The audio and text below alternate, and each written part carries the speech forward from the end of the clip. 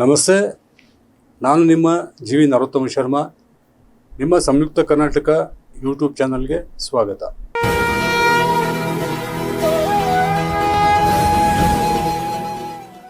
ಶ್ರೀ ಪರಾಭವ ನಾಮ ಸಂವತ್ಸರದ ಕನ್ಯಾ ರಾಶಿ ಸಂಜಾತರ ವರ್ಷ ಭವಿಷ್ಯ ಫಲವನ್ನು ತಿಳಿಯೋಣ.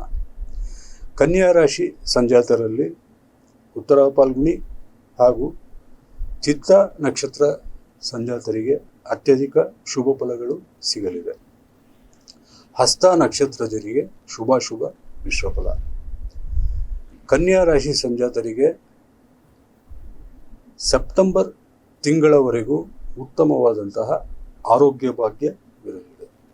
ಸೆಪ್ಟೆಂಬರ್ ತಿಂಗಳ ನಂತರ ಅನಾರೋಗ್ಯ ಬಾಧೆ ಕೊಂಚ ಹೆಚ್ಚಾಗಿಯೇ ಪೀಡಿಸುವ ಸಾಧ್ಯತೆಗಳಿರುತ್ತದೆ. ಏಕೆಂದರೆ ಡಿಸೆಂಬರ್ ತಿಂಗಳಲ್ಲಿ ರಾಹುವು ನಿಮ್ಮ ರಾಶಿಯಿಂದ 5ನೇ ಮನೆಯಾದಂತಹ ಮಕರ ರಾಶಿಯಲ್ಲಿ ಸಂಚರಿಸುವುದು, ಸಪ್ತಮದಲ್ಲಿ ಶನಿಯ ಸಂಚಾರವಿರುವುದೇ ಅನಾರೋಗ್ಯ ಬಾಧೆಗೆ ಮುಖ್ಯ ಕಾರಣ. ಆರೋಗ್ಯ ವಿಚಾರವಾಗಿ ನೀವು ಸದಾ ಜಾಗ್ರತೆ ಮತ್ತು ಎಚ್ಚರಿಕೆಯಿಂದ ಇರಿ. ಲಘು ವ್ಯಾಯಾಮ ಮಾಡುವುದು, ಸಮಯಕ್ಕೆ ಸರಿಯಾಗಿ ಆಹಾರ ಸೇವಿಸುವುದು ಮತ್ತು ಮಾನಸಿಕವಾಗಿ ಯಾವುದೇ ಅಶಾಂತಿ ಅಥವಾ ಚಿಂತೆ ಯೋಚನೆಗಳು ಪೀಡಿಸದಂತೆ ನೀವು ಒಂದು ಉತ್ತಮ ಮನೋಬಲವನ್ನು, ಇಚ್ಛಾ ಶಕ್ತಿಯನ್ನು ಹೊಂದುವುದು ಅತ್ಯಂತ ಅನಿವಾರ್ಯ. ಏಕೆಂದರೆ ಸಪ್ತಮ ಶನಿಯ ಸಂಚಾರ ಫಲವೇನಿದೆ ಅದು ನಿಮ್ಮ ಆರೋಗ್ಯದ ವಿಚಾರವಾಗಿ ಮಾತ್ರವಲ್ಲ, ಹಣಕಾಸಿನ ವಿಚಾರದಲ್ಲಿಯೂ ಉದ್ಯೋಗ ಮತ್ತು ವೃತ್ತಿ ವಿಚಾರದಲ್ಲಿಯೂ ಸಹಿತ ವ್ಯತಿರಿಕ್ತ ಪರಿಣಾಮಗಳನ್ನು ಬೀರಬಹುದು. ವರ್ಷದ ಆರಂಭದಿಂದ ಜೂನ್ 2ನೇ ತಾರೀಕಿನವರೆಗೂ 10ನೇ ಮನೆಯಲ್ಲಿ ಸಂಚರಿಸುವಂತಹ ದೇವಗುರು ಬೃಹಸ್ಪತಿ ನಂತರ ಅಕ್ಟೋಬರ್ 30ನೇ ತಾರೀಕಿನವರೆಗೂ ಲಾಭರಾಶಿಯಾದಂತಹ ಕರ್ಕಾಟಕ ರಾಶಿಯಲ್ಲಿ ಸಂಚರಿಸುತ್ತಿರುತ್ತಾನೆ. ಕರ್ಕಾಟಕ ರಾಶಿಯಲ್ಲಿ ಸಂಚರಿಸುವಂತಹ ಗುರುವಿನ ಶುಭ ಗೋಚಾರ ಫಲದಿಂದ ನಿಮ್ಮ ಬಹಳಷ್ಟು ಸಮಸ್ಯೆಗಳು ಪರಿಹಾರವಾಗಲಿದೆ. ಬಹಳ ದೀರ್ಘಕಾಲದಿಂದ ನೀವು ಅಂದುಕೊಂಡಿದ್ದಂತಹ ಕೆಲಸ ಕಾರ್ಯಗಳನ್ನು ಯಶಸ್ವಿಯಾಗಿ ನೆರವೇರಿಸಲಿದ್ದೀರಿ. ಬಾಕಿ ಬರಬೇಕಾಗಿದ್ದಂತಹ ಹಣ ಸಹಿತ ಈ ಸಮಯದಲ್ಲಿ ಮತ್ತೆ ನಿಮ್ಮ ಕೈಗೂಡಲಿದೆ. ಒಂದು ಮುಖ್ಯ ವಿಚಾರವೇನೆಂದರೆ ಲಾಭಸ್ಥಾನದ ಗುರುವಿನ ಶುಭ ಕಾಲ ಹೊರತುಪಡಿಸಿ ಮಿಕ್ಕೆಲ್ಲ ಕಾಲದಲ್ಲಿಯೂ ಸಹಿತ ಅನಿರೀಕ್ಷಿತವಾಗಿ ಒಂದಲ್ಲ ಒಂದು ಸಮಸ್ಯೆಗಳು ಆಗಾಗ್ಗೆ ನಿಮ್ಮನ್ನು ಕಾಡುತ್ತಲಿರುತ್ತದೆ. ಇದರಿಂದ ನಿಮ್ಮ ನೈತಿಕ ಶಕ್ತಿಯು ಕ್ಷೀಣವಾಗುವಂತಹ ಸಾಧ್ಯತೆಗಳು ಇರುತ್ತದೆ. ಇದಕ್ಕೆ ಮುಖ್ಯ ಕಾರಣ ಸಪ್ತಮದಲ್ಲಿ ಸಂಚರಿಸುವಂತಹ ಶನಿ ಹಾಗೂ ಪಂಚಮ ರಾಹುವಿನ ಗೋಚರ ಫಲವಾಗಿದೆ. ಮಕರ ರಾಶಿಯಲ್ಲಿ ಸಂಚರಿಸುವ ರಾಹುವಿನ ಗೋಚಾರ ಫಲದಿಂದಾಗಿ ಶತ್ರುಬಾಧೆಯು ನಿಮ್ಮನ್ನು ಅಧಿಕವಾಗಿ ಕಾಡುವ ಎಲ್ಲ ಸಾಧ್ಯತೆಗಳು ಇರುತ್ತದೆ. ಅದರಲ್ಲೂ ಸ್ತ್ರೀ ಮೂಲಕ ಕಲಹ, ವ್ಯಾಜ್ಯ, ವಾಗ್ವಾದಗಳು ಹೆಚ್ಚಾಗಬಹುದು.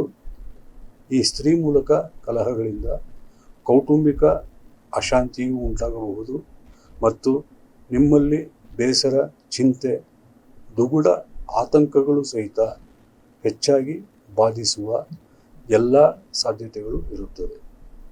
ನಿಮ್ಮ ಹೆತ್ತವರ ಅನಾರೋಗ್ಯ ಪರಿಸ್ಥಿತಿ, ಕುಟುಂಬ ಸದಸ್ಯರ ಅನಾರೋಗ್ಯ ಹಾಗೂ ವಿಶೇಷವಾಗಿ ಮಕ್ಕಳಿಗಾಗಿ ನೀವು ಹೆಚ್ಚಿನ ವೆಚ್ಚವನ್ನು ಮಾಡಬೇಕಾದಂತಹ ಪರಿಸ್ಥಿತಿ ಈ ಪರಾಭವ ನಾಮ ಸಂವತ್ಸರದಲ್ಲಿ ಒದಗಿ ಬರಲಿದೆ. ಹೀಗಾಗಿ ನೀವು ಸಾಲ ಮಾಡಬೇಕಾದಂತಹ ಪರಿಸ್ಥಿತಿಯು ಉದ್ಭವವಾಗಬಹುದು.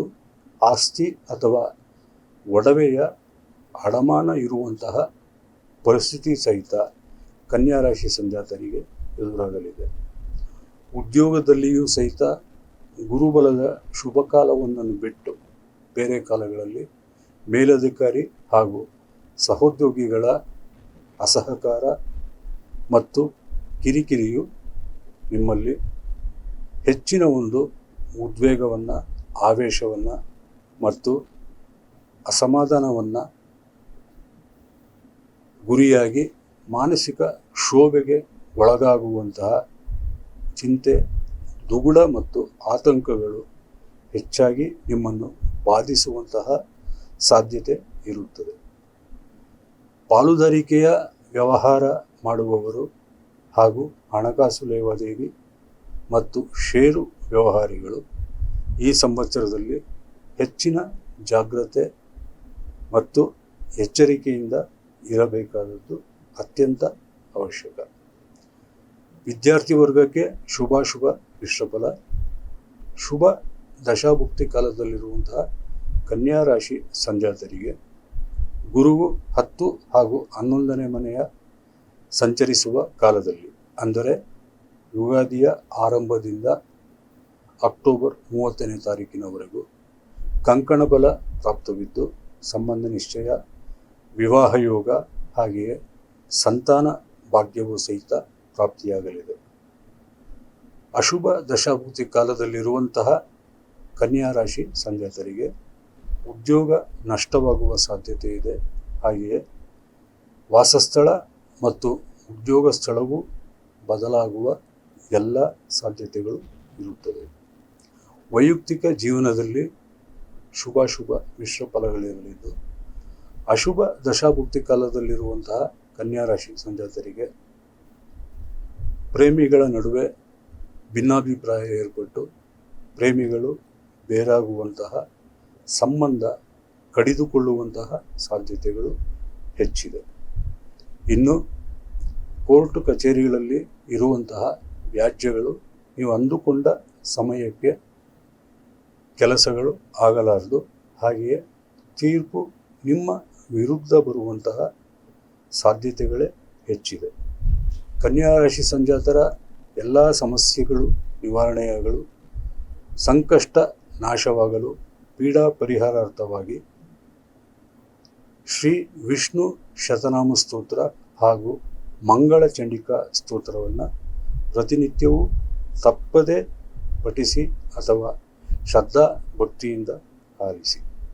ನಿಮ್ಮ ಎಲ್ಲ ಸಮಸ್ಯೆಗಳು ನಿವಾರಣೆಯಾಗಲಿ, ನಿಮ್ಮ ಒಳಿತು ಉಂಟಾಗಲಿ ಎಂದು ಭಗವಂತನಲ್ಲಿ ಪ್ರಾರ್ಥನೆ ಮಾಡಿಕೊಳ್ಳುತ್ತಾ ನಿಮ್ಮಲ್ಲಿ ವಿನಂತಿ ಮಾಡಿಕೊಳ್ಳುತ್ತೇನೆ.